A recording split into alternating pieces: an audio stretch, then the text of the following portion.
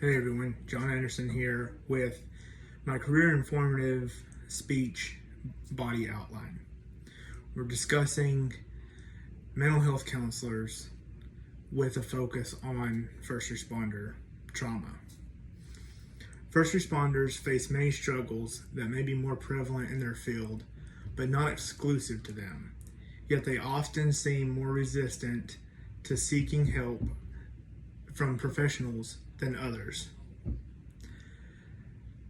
Holly Kennedy Hansen, Dr. Holly Kennedy Hansen, addresses this in her Kaiser Permanente Business Health and Care article entitled First Responder Mental Health and Wellness.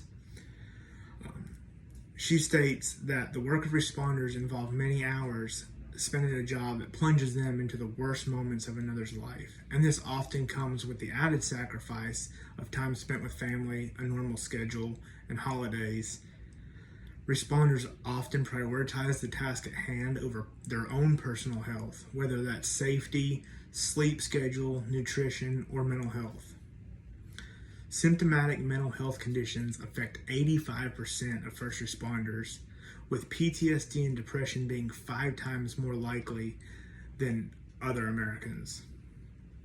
Jennifer Phillips is quoted from putting responders' mental health on the front lines in counseling today as with the statistic 37% of responders have thought about suicide, making them 10 times more likely to contemplate suicide than other Americans.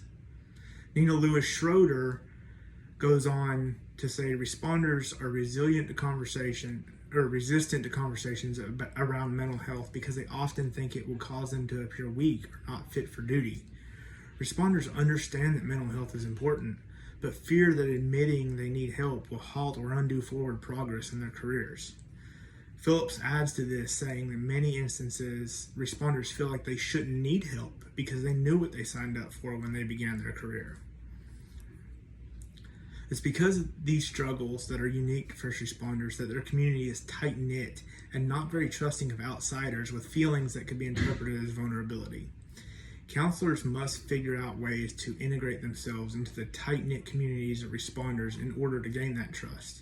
Responders are often mistrusting of mental health professionals due to the counselor's lack of understanding of what they truly face, their schedules, and even previous interactions with counselors in their own life or the lives of patients on calls. Phillips cautions that care should be taken to avoid shallow connections, such as questions like, "What's the worst thing you've ever seen?" as well as attempts to validate the feelings of the responder. She continues to say that understanding that first responders often use dark humor and morbid stories to release the pain of what they've experienced is not a common approach with most counselors.